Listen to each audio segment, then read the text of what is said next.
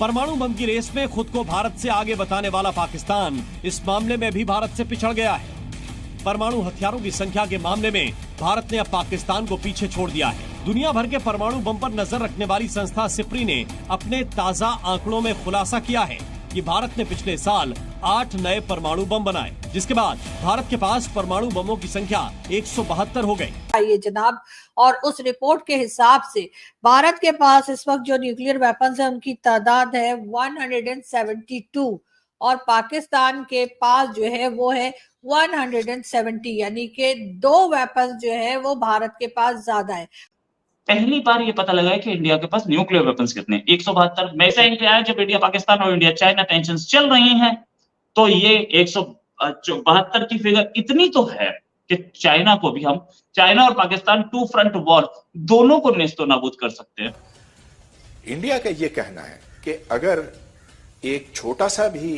Atom bomb हमारे खिलाफ इस्तेमाल होता है, खा वो पाकिस्तान की सरजमीन पे हो या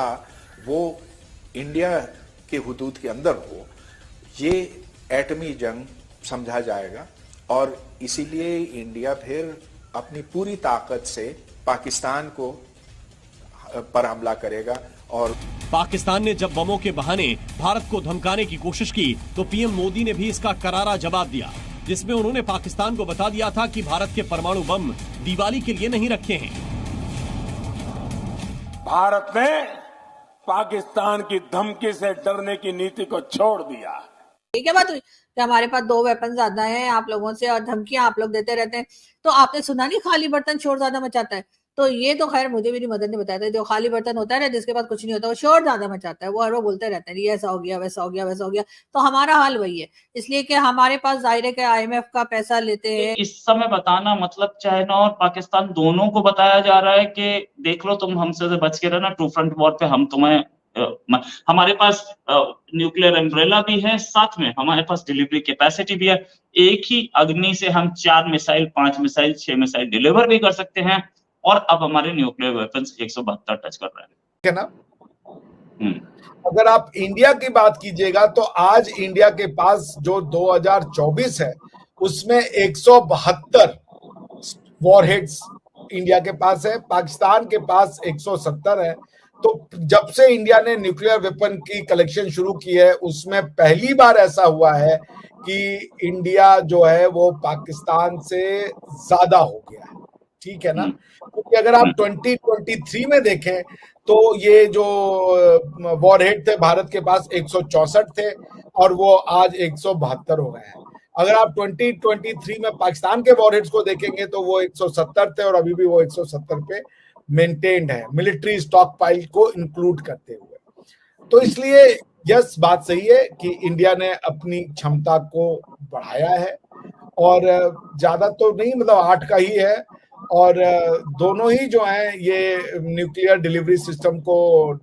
डेवलप कर रहे हैं, चाहे इंडिया हो या पाकिस्तान हो। तो इंडिया के न्यूक्लियर वेपन के बारे में सिप्री का यही कहना है कि बेसिकली ये पाकिस्तान की वजह से ही इन्होंने अपने वाले को एक्टिव किया हुआ है या पाकिस्तान के थ्रेट को न्यूट्रलाइज करने के लिए हुआ है। लेकिन धीरे धीरे जो है ये चाइना को भी कंसर्न करते हुए अपने न्यूक्लियर वेपन्स का जो है वॉरहेड की जो डिप्लॉयमेंट है उसको वो री-स्टेटसाइज कर रहे हैं। तो बताऊं कि ये जो फिगर्स हैं हो सकता है ये कम बताई जा रही हो, क्योंकि इंडिया के बारे में तो मैं साफ बोल सकता हूं कि इंडिया 1974 से अगर 1974 से अगर इंडिया के पास न्यूक्लियर वेपन्स हैं तो वो 170 नहीं है, मुझसे लिखवा के रख लीजिए, इससे ज्यादा होंगे। लेकिन अगर टाइमिंग देखें तो जहां जहां टेंशन चल रही है इंडिया की नेबरिंग कंट्रीज से, पाकिस्तान से, खासतौर से चाइना से, उस टाइम पे ये रिपोर्ट आने का मतलब क्या इंडिया ये डेमोन्स्ट्रेट कर रहा है, क्या इंडिया ये बता रहा है कि भाई साहब सुनो, हमसे पंगा लेने का मतलब है कि ये 170 है ना, ये तुम दोनों पे पड़े होंगे।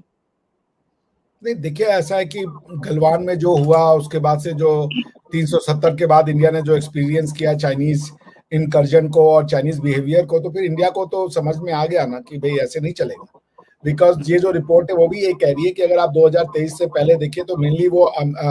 पाकिस्तानी जो अटैक को पॉइंट ऑफ व्यू रखते हुए उस वैसे डिप्लॉयमेंट किए गए थे। मगर ये 370 के हटने के बाद से, अनुच्छेद 370 के रिमूवल के बाद से जो चाइनीज बिहेवियर आया है उसने इंडिया को रीस्ट्रेटजाइज करने पे मजबूर कर दिया है। तो फिर कुछ एक, अगर आपको डाइवर्सिफाई करना है, यानी कि 2 फ्रंट पे आपको न्यूक्लियर डिप्लॉयमेंट करने हैं, तो फिर आपको अपना न्यूक्लियर आर्सेनल का नंबर तो बढ़ाना पड़ेगा। कि हमारे पास 2 वेपन ज्यादा हैं, तो मैं उनको ये बता दूं कि वो 72 चलाने की सर नौबत ही नहीं आएगी। इसलिए कि अगर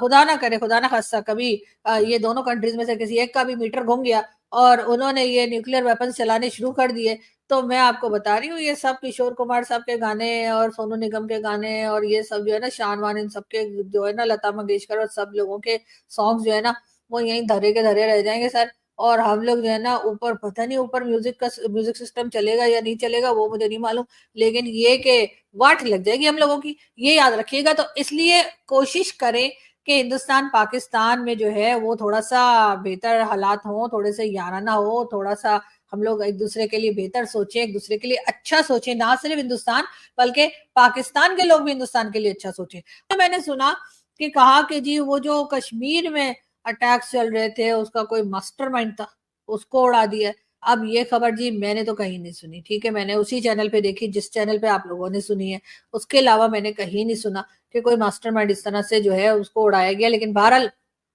ये जरूर है कि हाफिज सईद, जी हाँ वही हाफिज सईद जिसको हमारे यहाँ के पाकिस्तानी पैनलिस्ट जाकर ये बताते हैं कि जी हाफिज सईद साहब तो टेररिस्ट कोई है ही नहीं, है तो साहब है। जी हाँ, उनको साहब बना दिया हाफिज सईद को, और फिर कहते हैं जी ये तो टेररिस्ट है ही नहीं, ये तो जी मदरसे चलाता है, ये इसके तो जी स्कूल है, ये तो तालीम देते हैं, ये तो बड़ा नेक काम करते हैं, ये तो सोशल वर्कर है। तो मेरा एक सवाल है यहाँ पे, पाकिस्तान की अथॉरिटीज से भी, पाकिस्तान के कर्ता धर्ता जो है उनसे भी, पाकिस्तान की गवर्नमेंट से भी, पॉलिटिशियन से भी, ब्यूरोक्रेट से भी, पब्लिक से भी जो हाफिज सईद को सपोर्ट करते हैं, कि मुझे ये बताएं कि अगर हाफिज सईद ऐसा ही फरिश्ता आदमी है, उसने कुछ किया ही नहीं है, वो तो जी बड़े नेक नेक काम करता रहता है और वो तो बस स्कूल कॉलेज और मदरसे चला रहा है जिसमें बहुत ही अच्छी तालीम दी जा रही है, बहुत ही एजुकेट किया जा रहा है लोगों को, तो आपने 31 इयर्स की जेल क्यों कर दी हाफिज सईद को? मतलब ऐसे कोई करता है कि कोई अच्छा काम करे तो तुमने आज बहुत अच्छा काम किया, चलो 6 साल के लिए तुम्हारी जेल है,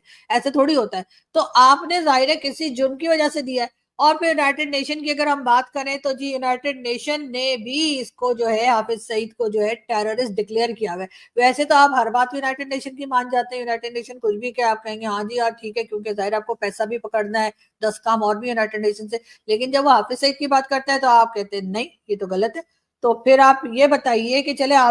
इंडिया भी गलत है, भारत ने गलत कहा कि हाफिज सईद ने अटैक्स किया, या हाफिज सईद के ऊपर कई एलिगेशन जो लगाई गई हैं भारत की तरफ से, चले मैं मान लेती हूँ वो सब गलत है। उसके बाद अमेरिका ने कहा कि जी वो टेररिस्ट है, वो भी आपने कहा नहीं है, चलो वो भी मान लेते हैं।